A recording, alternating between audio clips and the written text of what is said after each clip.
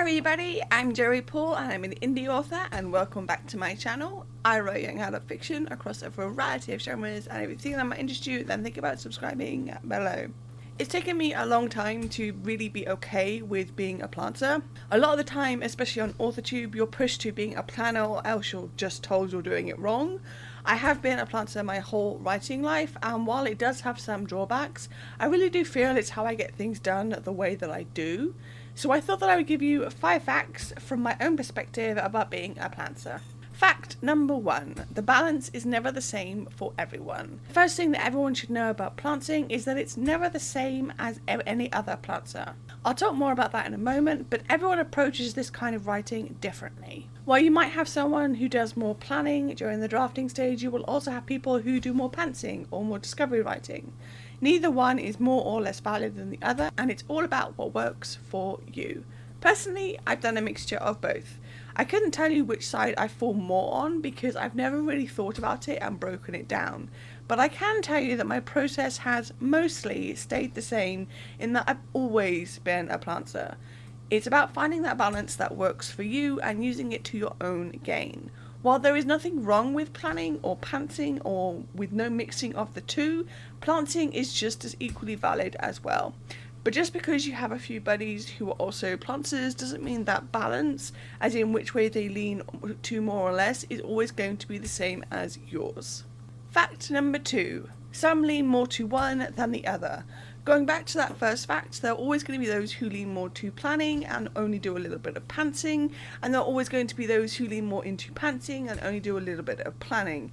I've drafted now over 40 books, and in that time I have watched my process change from book to book. I don't mean that I've become a hardcore planner from time to time, but that I will always change just how much I lean one way or the other depending on the book. It's about knowing what works for you and what needs to work for that particular project, and about finding out where you naturally shine best. For me, I've always done better with pantsing more than I have with planning, but sometimes it goes a different way, which I will talk about in a moment. You just have to embrace that side of yourself and allow it all to flow naturally. Fact number 3, there is no right or wrong way to do it. A lot of the time, people think that you need to write and plan in a certain way to be considered valid, which just isn't the case for any method of drafting. If you plan, there are numerous ways out there that will guide you through the process. Snowflake method, hero's journey, plot beats, and so on. Every single planner has their own style and way of doing things, and that's completely okay. The same applies to pantsing. Everyone does things their own way. And of course, the same also applies to planting. There is no right or wrong way to go about doing it, and anyone trying to tell you differently is just plain wrong. How you approach drafting, planning, revisions, and all of that is a deeply personal thing. It's how your mind works, and no one's mind works exactly the same as someone else's, and that's okay. So don't beat yourself up with the idea that you're doing it wrong. There are no wrong ways in general, though it might be the wrong way for you personally, but that's another topic for another day. Fact number 4, not every project is approached the same way. Well, a revision for me has never had a set process because of the project. The same can be said for planting and how you go about doing it. Like right now, I'm working on 2 projects, both of which are from very different genres. I lean more to my planner side for one than I do for the other, but that doesn't change the fact that a lot of the time I'll change even from project to project and series to series. At the moment, both my projects are part of a series, and each series will have their own process. Even from book 1 to book 2, my planting approach may change. And that's okay, it's normal, it's part of the fun of writing and drafting. You pick up things that didn't help last time or work out new things that will, and you adjust and allow yourself to make things easier.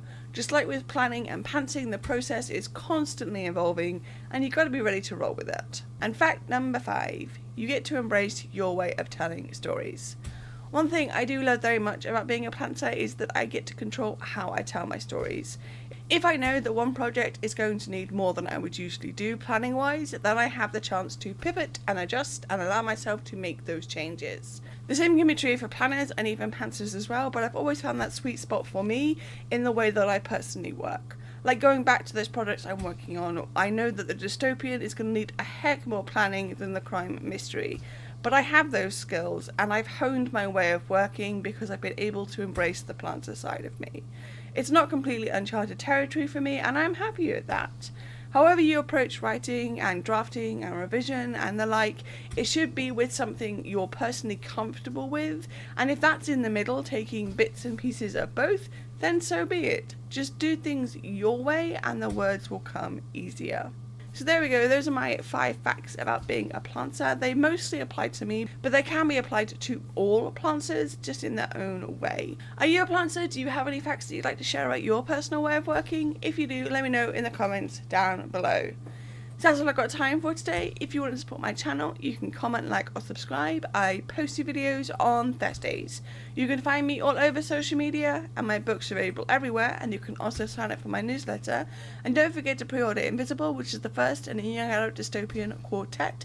And if you do pre-order, don't forget to grab the swag, all the links to which are listed below. Thanks for watching, and remember to keep writing. Bye!